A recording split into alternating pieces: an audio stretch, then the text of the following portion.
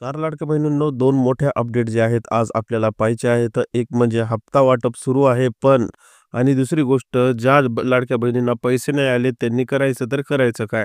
बघा दोन्ही अपडेट महत्त्वाचे आहेत हां.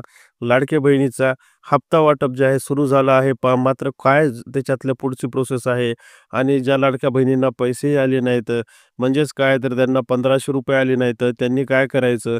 काय नाही याबाबत जो संभ्रम निर्माण झालेला आहे त्या संभ्रमामध्ये काय उपाययोजना होऊ शकतात तर बघा, काही टेंटेटिव्ह माहिती जी आली हातात, त्या हातातल्या माहितीनुसार काय होऊ शकतं, काय नाही, या सगळ्या गोष्टी आज आपल्याला बघायच्या आहेत.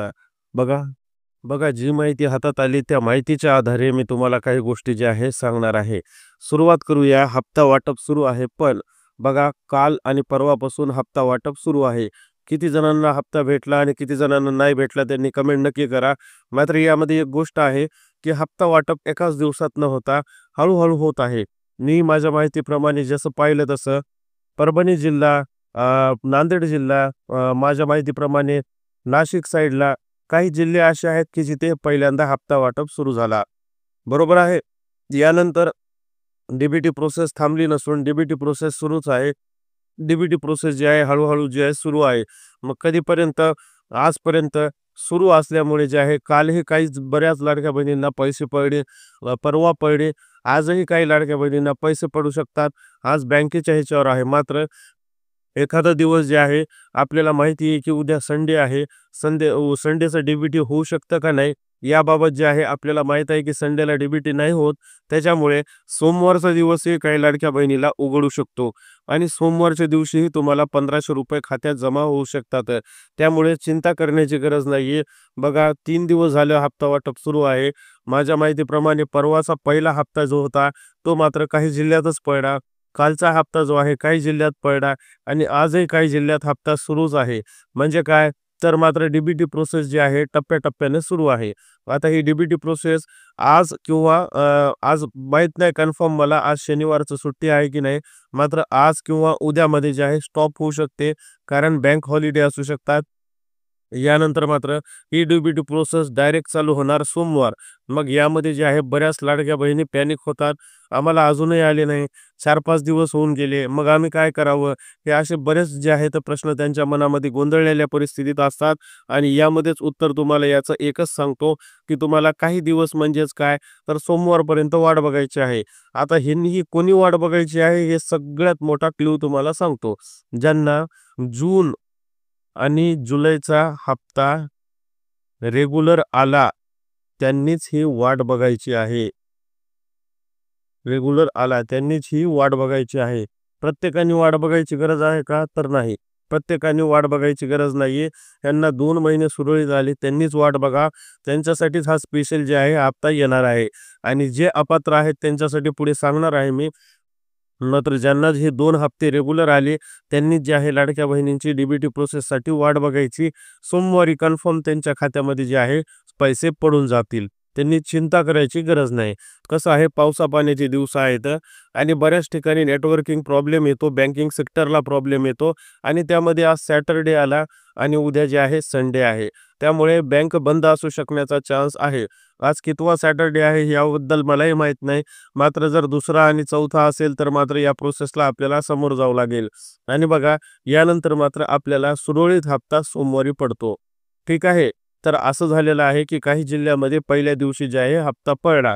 जसे की नाशिक, परभणी, यानंतर मात्र नांदेड, तसेच त्याच दिवशी जालन्यामध्ये पडला नव्हता, धाराशिवमध्ये पडला नव्हता, अशा बऱ्याच जिल्ह्यात पडला नव्हता. मग त्याच्या दुसऱ्या दिवशी काही जिल्ह्यामध्ये पडला आणि आज पडतो का नाही पडतो हे तुम्ही कमेंट करून नक्की सांगा, की आज कोणाला जमा झाले. कारण आज बँक चालू आहे का माहीत नाही. मात्र उद्याचा दिवस जे आहे आपल्यासाठी डी-बी-टीसाठी शांतचा दिवस असतो. कारण उद्या जे आहे बँक हॉलिडे आहे आणि त्याच्यामुळे तुम्हाला हा हप्ता रेग्युलरपणे जे आहे सोमवारी पडेल. त्याच्यामुळे पॅनिक व्हायची परिस्थिती म्हणजे घाबरून जायची गरज नाहीये. सोमवारी तुम्हाला हप्ता पडतो. आता बघा हा पहिला मुद्दा झाला. दुसरा मुद्दा आहे, आता त्या लाडक्या बहिणींनी काय करायचं ज्यांना ₹1500 जून जुलैचेच जमा झालेले नाहीत, ऑगस्टचं काय? तर माझ्या माहितीप्रमाणे बघा लाडक्या बहिणींनो, तुमचे अपात्र फॉर्म जे आहेत 26.34 लाख ते आणखीनही ग्राह्य धरल्या गेले नाही. म्हणजे काय? म्हणतात की सर आमच्याकडून तर चेकिंग झालेली होती. आम्ही तर त्यांना सगळ्या माहिती दिलेल्या होत्या. त्यांच्या त्रुट्या जे काही होत्या ते आम्ही पूर्ण करून दिलेल्या होत्या. मग असं कसं झालं? हां, त्याचं कारण तुम्हाला सांगतो. बरोबर आहे. 26.34 जो काही मुद्दा आहे, 26.34 लाख लाडक्या बहिणींचा जो मुद्दा आहे, तो मुद्दा असा आहे, की त्याच्यातून बऱ्याच जणांची जी आहे व्हेरिफिकेशन म्हणजेच काय? तर आपण तपासणी म्हणू शकतो.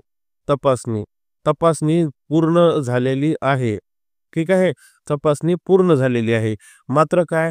तर बऱ्याच लाडक्या बहिणींची तपासणी बाकी आहे. आता एक गोष्ट लक्षात मी जसं ह्याचा अभ्यास केला, जसं विचारपूस केली त्यावेळेस मला एक गोष्ट लक्षात आली, की हा डाटा, तुमचा जो डाटा आहे, डाटा हा अंगणवाडी सेविकाकडे पोहोचला आहे. बरोबर आहे. आता हे डाटा कोणता आहे? ज्या लाडक्या बहिणीचं व्हेरिफिकेशन पूर्ण झालं. म्हणजे जे काही असेल त्यांनी आधार चुकला असेल तो मागितला असेल. व त्यांनी रेशन कार्डची झेरॉक्स व्यवस्थित नसेल ती मागितली असेल.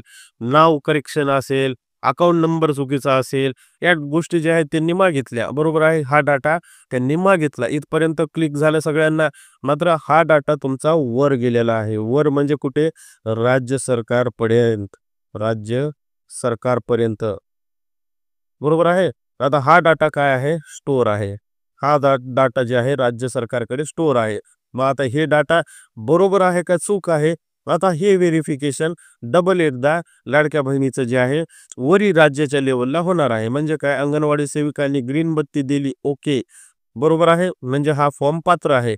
मग आता राज्य सरकार काय करणार? त्यांच्या मार्फत जे आहे एकदा शेवटचं चेकिंग करणार आणि आता ज्या काही या 26,34,000 लाडक्या बहिणी आहेत त्यांचा डाटा ओकेच्या लिस्टमध्ये टाकणार. म्हणजे तुम्ही पात्र आहेत. आता हे पात्र आहेत.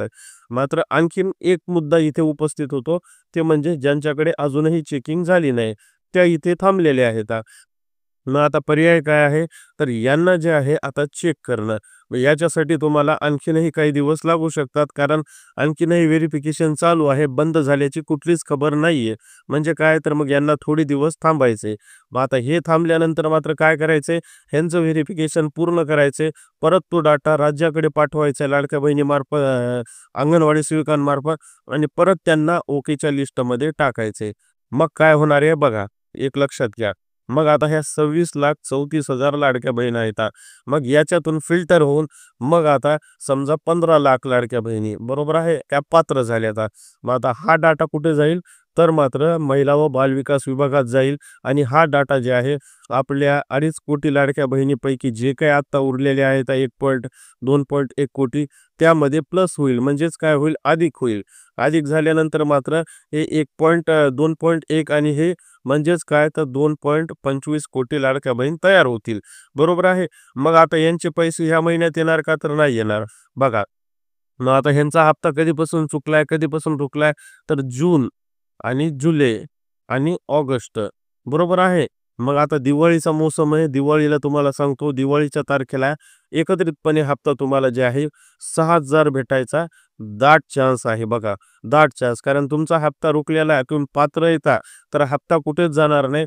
हप्ता तुम्हाला जून, जुलैचा आणि ऑगस्टचा सोबतच भेटेल, तेही सप्टेंबरच्या.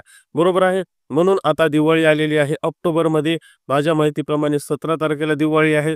त्या अगोदरच हा जो काही लाडक्या बहिणीचा हप्ता रिलीज होईल आणि त्याच अगोदर जे आहे यांची फॉर्म व्हेरिफिकेशन पूर्ण होतील आणि हा डाटा पूर्णपणे जे आहे सरकार आता तयार करत आहे. आणि मग काय? तर त्यांच्याकडे फायनल फिगर येईल. म्हणजेच काय? शेवटची जी आहे संख्या येईल की किती पात्र झाले आता आणि त्यांचे 6,000 हजार रुपयाप्रमाणे यांच्या 1500 सोबत जोडून दिल्यात येतील आणि त्यानंतर मात्र हा पूर्ण डाटा वर्षभर तशाला तसाच ठेवण्यात येईल. परत काही चेकिंग नाही. बघा लाडक्या बहिणींनो, हे 2 मुद्दे तुम्हाला व्यवस्थित कळकळीने सांगितले, जे की तुम्हाला समजले असतील. बऱ्याच लाडक्या बहिणी पॅनिक होतात. व्हिडिओ मोठा नाही व्हायला पाहिजे. बऱ्याच लाडक्या बहिणी पॅनिक होतात की आमच्यासोबत काय होणार? असं होणार, तसं होणार. तुम्हाला एक गोष्ट सांगतो, कमेंट करण्या अगोदर की तुम्ही जे काही लाडक्या बहिणी आहेत तुम्ही 1 असा का 2 असा का 3 असा का 4 असा मागे उरलेले, तुम्हाला चेक केल्याशिवाय, तुमचा फॉर्म तपासल्याशिवाय समोर जाता येणार नाही. बघा, तुमचा फॉर्म तपासल्याशिवाय सरकार समोर जाऊ शकत नाही. त्याच्यामुळे आज जरी तुमच्याकडे फोन आला नसेल, आज जरी तुम्हाला महिला डोर टू डोर आली नसेल, आज जरी तुमचा फॉर्म पात्र नसेल, आज जरी तुम्हाला पैसे भेटले नसतील, तरी ह्या सगळ्या प्रोसेसमध्ये तुम्ही इन्व्हॉल्व आहेत. लवकरच येणाऱ्या 8 दिवस, 10 दिवस, 15 दिवस किंवा ह्या महिन्यामध्ये, पूर्ण महिन्यामध्ये तुमचं काम होऊन जाईल. तर काळजी करू नका.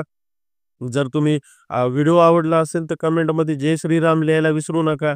बिलकुल जय श्रीराम लिहा, पॉझिटिव्हिटी ठेवा आणि एक गोष्ट मात्र नक्की ठेवा, की प्रत्येक लाडक्या बहिणींनी जे आहे कमेंटमध्ये एक सांगायचं आहे, की तुमच्या जिल्ह्यात पैसे आले का?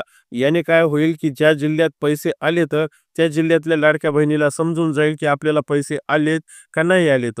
आणि ज्या जिल्ह्यात पैसे आलेत असं त्यांना लक्षात आलं, की कोणत्या जिल्ह्यात नाही आले, त्या जिल्ह्यात पण लक्षात येईल, की बाबा हां, आपल्यालाच नाही तर यांना सुद्धा पैसे आलेले नाहीत.